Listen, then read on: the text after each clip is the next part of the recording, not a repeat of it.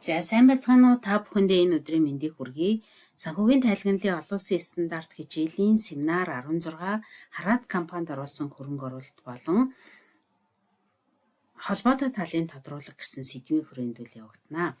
За Хараад компанид оруулсан хөрөнгө оруулалтыг бид нэг лекц хичээлээр авч үзсэн бөгөөд өмнөнийг л одоо өмчийн аргаар бүртгэдэг талаар авч үзсэн. За өмчийн аргын хамгийн одоо гол ойлголт бол юу байдг вэ гэхээр Хараад компани буюу санхүүжигч компани ногдол ашиг зарласан үед хөрөнгө оруулалтыг бууруулж хөрөнгө оруулагч Хараад компани цэвэр ашгаа зарласан үед л хөрөнгө оруулалтыг нэмэгдүүлдгээрээ гол одоо үзэл санаа нь бол явагддаг. За ингээд А компани Б компаниг гүйлгээнд байгаа хувьцааны 30% буюу 10,000 эцрэг хувьцааг нэг бүрээг нь 1000 төгрөгөөр худалдаа авсан. Тайлант хугацааны эцэст хувьцааны зах зээлийн 900 төгрөг болж буурсан ба санхүүжигч 5 сая төгрөгийн ашигтай ажиллаж нэгж хувьцаанд 100 төгрөгийн ногдол ашиг зарласан гэж үзье. За тэгвэл энэ тохиолдолд худалдаа авалт хийсэн үед бол 10 сая төгрөгөөр хөрөнгө оруулалтаа нэмэгдүүлэн Хараад компанид оруулсан хөрөнгө оруулалт өрөнгөө 10 сая төгрөгөөр нэмэгдүүлнэ. За ногдол ашиг зарласан үед бол ногдол ашигын авлага сая төгрөг, Хараад компанид оруулсан хөрөнгө оруулалт сая төгрөгөөр бичлэлтэй хийн. За ингээд цэвэр ашигаа зарласан үед бол 5 саяын 30%-аар сая 500 мянган төгрөгөөр бол Хараад компанид оруулсан хөрөнгө оруулалт урт хугацаанд хувьцаа гарах хөрөнгө оруулалтын орлого дансыг бүртгэнэ. За ингээд Хараад компанид оруулсан хөрөнгө оруулалтыг бол бид нэр хувьцааны зах зээлийн үнээр тохируулга хийдэггүй, зөвхөн ногдол ашиг болон цэвэр ашиг зарласан үед л хувьцааны Хараад компанид оруулсан хөрөнгө оруулалтаас нь бол тохируулгыг хийдгээрээ одоо онцлогтой байх нэ.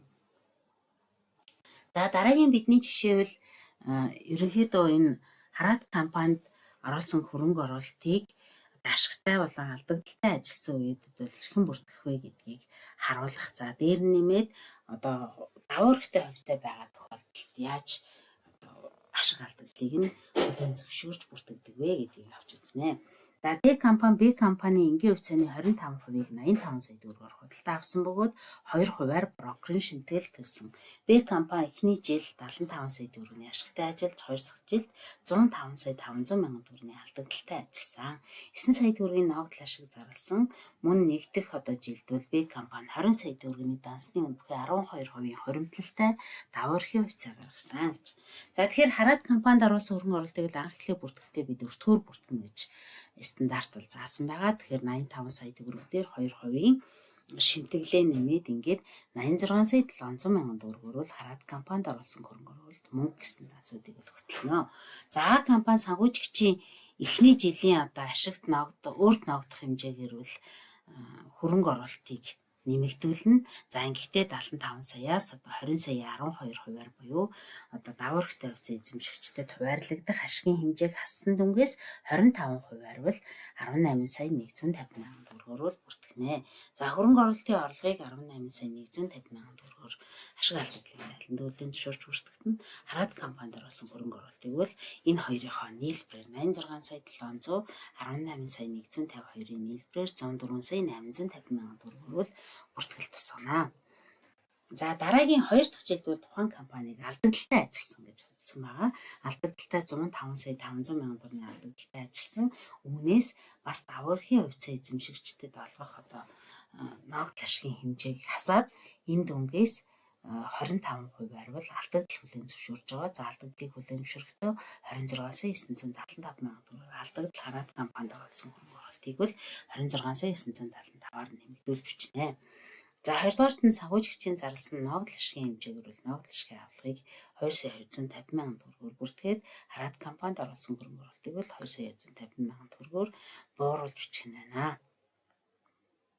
Ингээд орлогын дэлгэрэнгүй тайланд ашиг алдагдлын тайланд бол хөрөнгө оруулалтын алдагдал данс 26 сая 975 мянган төгрөгөөр харин эргэлтийн босронгийн хэсэгт бол өмнөх нөгөө 104 сая 850 мянган төгрөгөөс 26 сая 975, 2 сая 250 мянган төгрөгийг хасаад 75 сая 625-аар бол Хараад компанид оруулсан хөрөнгө оруулалтыг бол бүртгэнэ. За тэгэхээр энэ дээр өмчийн аргын гол зарчим бол ерөөсөө л ашиг алдагдал болон ногдол ашигын хэмжээгээр хөрөнгө оруулалтаас нь тохируулах хийдгээрээ онцлогтой байх нь байна. За дараагийн бидний авч үзэх сэдэв бол холбоотой талуудын тодруулах гэсэн сэдэв байгаа. За бид лекцийн хичээлээр бол энэ нэгтлэн мод бүртгэлээ олон улсын стандарт 24 холбоотой талын тодруулахад юуг тодруулах ёстой вэ гэдгийг бол авч үзсэн. За тэгвэл сангийн яамнаас баталсан одоо санхүүгийн тайлангийн тодруулгыг бэлтгэх тайлан дээр бол бид холбоотой талын тодруулгыг хэрхэн хийж байна. Энэ нь бидний авч үзсэн одоо стандартад нийцэж байна уу үгүй юу гэдгийг авч үзнэ. За энэ дээр нэгдүгээрт нь бол одоо хамгийн том толгой компани буюу дээд хяналт тавигч толгой компани мэдээлэл, хувь хүний мэдээллүүдийг тодруулах ёстой гэж стандартад бол заасан байдаг. За үүнийг бол манай энэ сангийн яамнаас гаргасан журам буюу практикт хэрэглэж байгаа холбоотой талын тодруулгад бол бас тодруулахыг шаардсан байна. За толгой компанитай бол толгой компани нэрээ бичээд, бүртгэгдсэн улсаа бичээд, эзэмшлийн хувиа бичих нь байна. За ингээд хамгийн дээд хяналт тавигч толгой компани байх юм бол энэ толгой компани нэрийг бичнэ, мөн одоо бүртгэгдсэн улсыг бичнэ. За мөн одоо хувь хүн байх юм бол хамгийн дээд талын одоо хяналт тавигч хувь хүнийг бол бичнэ. Ингээд тайлбар дээр бол одоо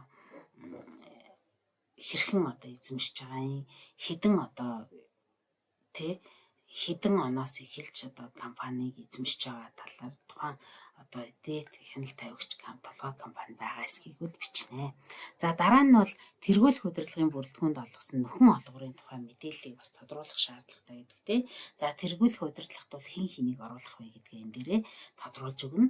За тэгээ нөхөн оруулгын нэг бол богино болон урт хугацаат итгэмж өмнөх оны дүн тайлан тооны дөнгө зэрэгцүүлж харуулна. За ажил эрхлэлтийн дараах ажлаа салгацсны тэтгэмжийг бас өмнөх он болон тайлан тооны дөнгүүдийг бол бас зэрэгцүүлж харуулна. За мөн хувьцаанд суурилсан төлбөр буюу хувьцааны одоо хувьцаан хэрвээ одоо энэ тэргүүлэх удирдлагад олгосон байх юм бол тэр дөнгө одоо өмнөх оны дүн хэд байгаа, энэ тайлан тоонд хэрэгжээд үлдсэн хэд байгаа гэдгээр бол бас харуулна. За 3 дугаарт нь холбоотой талуудтай хийсэн ажил гүйлгийг бол харуулна.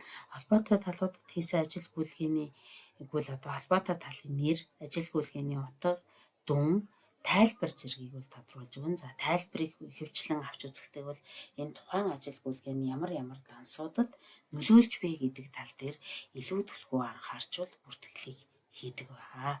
Одоо тэгээд бид нэр энэ тодруулга дээр маш сайн одоо стандартынхаа дагуу тодруулга хийгээд өгсөн санхүүгийн тайлан бол бас санхүүгийн тайлбарлалын олбоц стандартад нийцэж байна гэж үзнэ.